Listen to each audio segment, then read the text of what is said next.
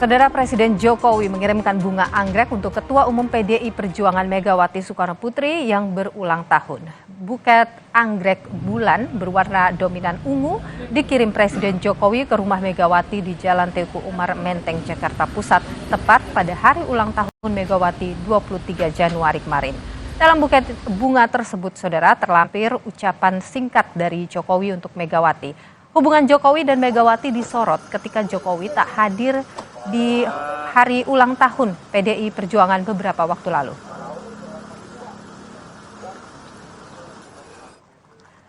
Jokowi menjelaskan alasannya mengirim buket bunga untuk Mega. Kata Jokowi, biasa saja ia mengirim bunga saat Megawati ulang tahun. Soal kemungkinannya bertemu Mega dalam waktu dekat, Jokowi bilang belum ada undangan. PDIP? Ya biasa. Pak, ini kan berarti ada komunikasi baik dengan Bu Mega, Pak? Ibu Mega kan berulang tahun, kemudian saya kirim bunga, biasa.